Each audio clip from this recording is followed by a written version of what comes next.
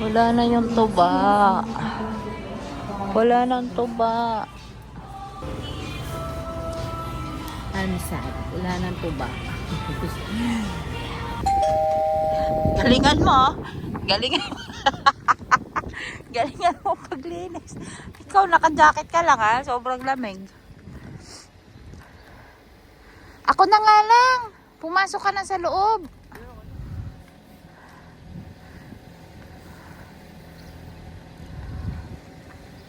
Pag nakasil yung brush sa Costco, bibili na lang ako akin. Kasi nasira siya guys. Hindi na siya naglalak. Mabilis pala masira, no? Ay, sa bagay 2 taon na yan eh. Yun nga eh. Paano siya nasira eh? Hindi ko naman siya laging ini-extend. Ay, magpapagupit sila guys. Kaya, aalis na naman kami. Papasok na ako ha.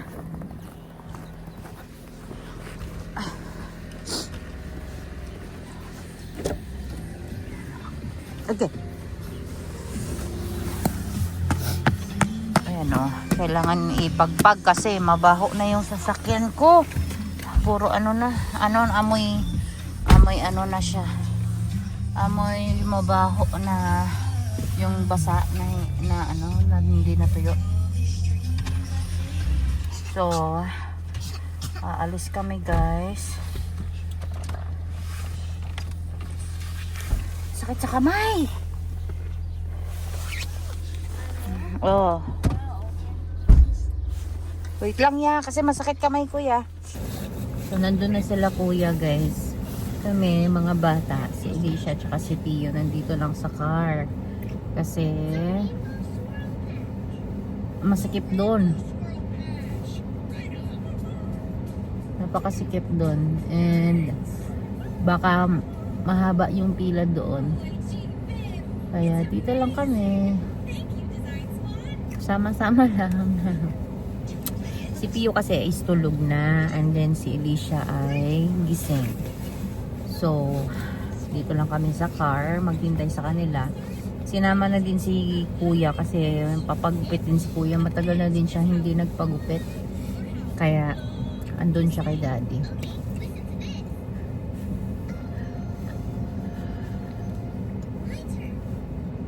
Malamig kami ngayon guys. Ay, hindi ko alam, -7 lang. Pero yung lamig niya, ang sakit. Masakit sa masakit sa balat. So today is Saturday pala. Today is Saturday. And snowy kami ngayon. Maulan-ulan ng snow ngayon. And so far naman ay yun ang problema ko naman pala ngayon guys. Kasi inaasikaso ko yung passport ng mga bata. And yun nga, nag-iisip kami ngayon ng mga guarantor. Though may mga relatives naman talaga si Kevin dito, marami. And yung tita niya is nagsabi naman na siya na lang. So, yun, kailangan pa namin dalhin yung laptop namin dun sa kanila kasi merong information dun na kailangan yung complete name niya, and then ano pa yun? Complete name, passport number ba? Hindi ko alam. Or certificate number ba yun ng citizen? Hindi ko sure ha, but nalimutan ko. Pero merong certain doon na kailangan fill upan. So, I think that's passport. So, yun pa yung iniisip namin ngayon. And isa pa, yung birth certificate kasi ni Alicia ay nawala nung pinabinyagan namin siya. So, isa pa yun. Mag-order pa ako online. Though $30 yun. And then, mabilis lang naman yung delivery. And then, online lang dito guys. Online lang lahat. So, order lang ako online. And, maasikaso yun. Iaasikaso nila yun. And then, iba din dito pag kumuha ng birth certificate kasi tatawag din sila sa iyo to confirm kung tama ba yung mga information, mga ganun. So, o-order pa ako. Maraming aasikasuhin kapag kasi yung passport photo din nila, kailangan i-sign din nung guarantor. So, yun, isa pa yun. Kaya, I don't know kung kailan namin talaga to maaasikaso. Kasi tinatamad ako guys. Tinatamad ako lumabas. Gawa nga ng malamig. And then na mahirap kasi bitbitin yung mga bata kapag ganito. Tinatamad talaga ako. But lagi ko talaga nilalagay sa utak ko na bawal tamarin. And ayoko siya laging sinasabi kasi the more mo siyang sinasabi, the more din kang tatamarin talaga.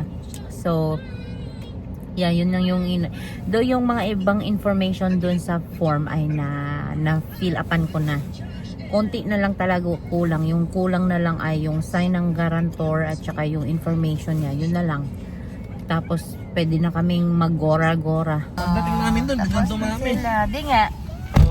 Pogi. Di ba ding nag-ano sa'yo? Oo. Si Kuya, ya, patingin na sa'yo, ya. Wow, pogi na. Ewan ko, ba't di niya pinantay? Tingin nga nak, tingin Hindi niya. pantay. Ay hindi, kasi nakaganyan yan eh. Nakaganyan pala yun. Hindi man yan ba?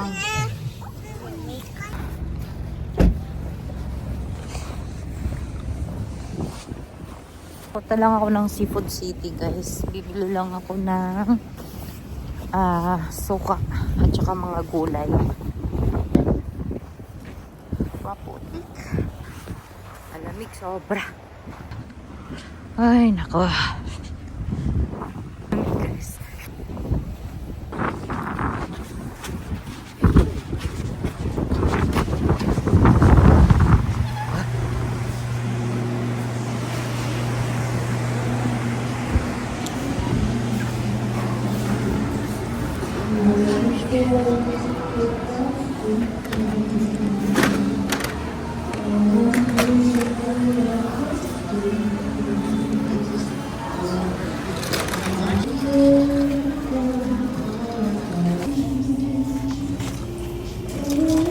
Wala na yung tuba. Wala nang tuba. I'm sad. Wala nang tuba. So, meron sila. Try ko siguro to. Tuba. Kasi wala na yung binibili namin eh. Ito na lang muna. Dalawahin ko na. Dalawahin. Yan. Tapos ito.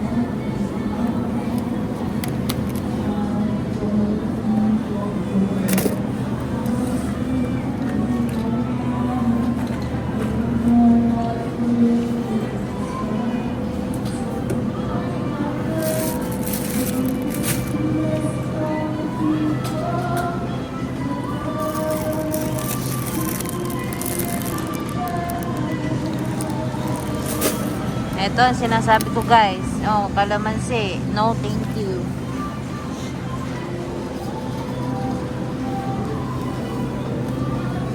Ayan o.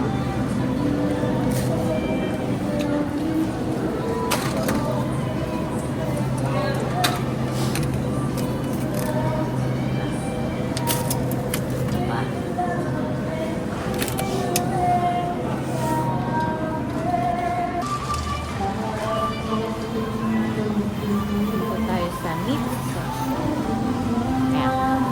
Ayan, may mga dugo din dito guys. Oh.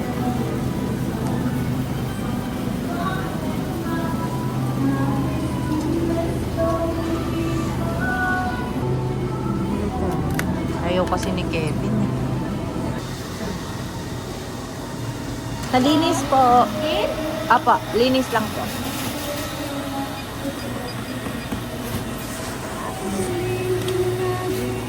Thank you. Isa pa? Apa. Two numbers.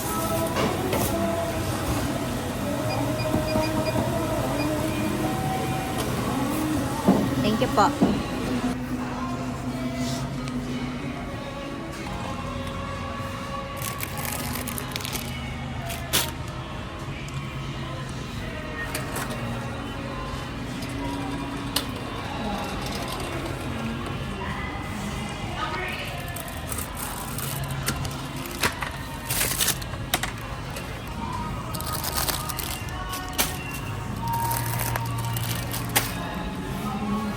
Hintayin ko na lang yung ano guys, yung pinalinis ko na isda. Yan. Kasi tapos na ako sa mga pinamili ko. Yung isda na lang.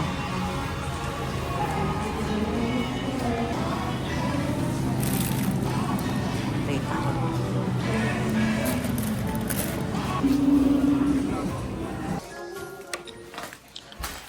Alright. Nasa bahay na kami ngayon guys. Ito, maghuhugas muna ako. Kasi ang dami ko talagang hugasin. Hindi ako naghugas kanina. Pero, ayan. Hindi ako naghugas kanina nung bago kami umalis. Kasi nagmadali na kami ni Daddy umalis. And then, pinaliguan ko din yung mga bata kanina. So, magluluto lang ako ngayon ng nilagang baboy. Ewan ko kung ako lang. Gusto ko kasi talaga mamili sa sa Seafood City basta mga gulay. Magaganda yung mga gulay kasi doon. Malilinis. And sariwa pa siya. And nakabili din ako ng pinakita ko sa inyo kanina yung mga isda. Bumili kami ng isda doon. Kinalinis ko na din. So, pag bumili ka pala ng isda doon guys, yung mga pwede mo palinisan. Pero, sabi ni ate kanina, kapag yung mga maliliit na isda, hindi sila naglilinis. Hindi sila naglilinis doon ng mga parang galunggong, mga ganun, yung mga maliliit. Ang nililinis lang nila yung mga malalaki. Yung binili ko, salmon at saka tilapia. Yun yung pinalinis ko. Hindi na ako bumili ng bangus kasi hindi man ako mahilig sa bangus gaano. Si Daddy, kung ano lang din lutuin ko, yun lang din ang kaya hindi na ako So, ngayon, siguro magpiprito ako ng tilapia. At saka, ang ulam namin, pritong tilapia at saka nilagang baboy. Para may sabaw yung mga bata. Yung nilagang baboy, lalagyan ko siya ng maraming gulay. Kasi, ang diet namin ngayon ni Daddy ay hinahaluan na namin siya ng vegetables. So, hindi ko talaga kaya yung carnivore. Hindi ko talaga siya kaya. Nung una na attempt, nung August, is kaya siya guys. Pero nung gusto na namin bumalik ni Daddy is, hindi ko na siya kaya. Mahirap talaga. Kasi namimiss ko yung gulay. So, ginagawa namin ni Daddy ngayon, calorie deficit na lang kami. So, kanina ay nag-rice na kami. Mamayang gabi at tanghali ay hindi na kami magkakanin. Ano na lang kami, gulay at saka ulam.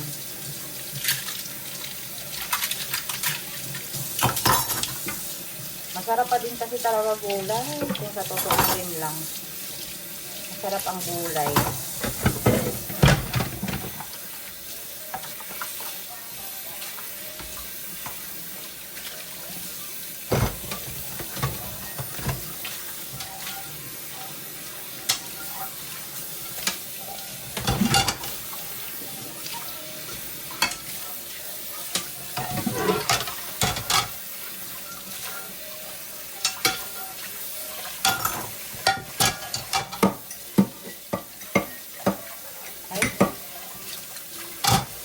Siguro kami magsimba si Daddy para makapagsimba na kami.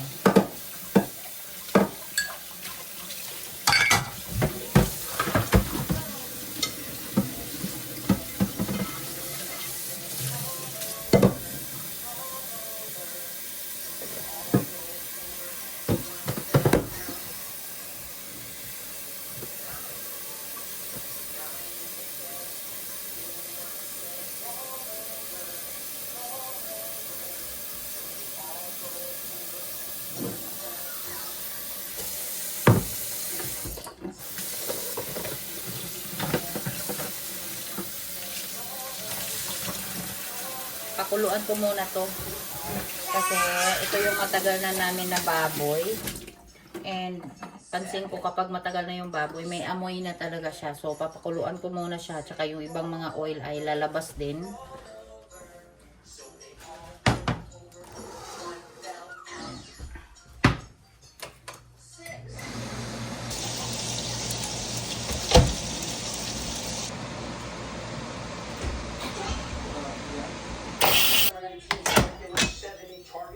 We'll have to see the readout of the strikes that are taking place right now. We're told those bombs have been dropped. Some of those aircraft are.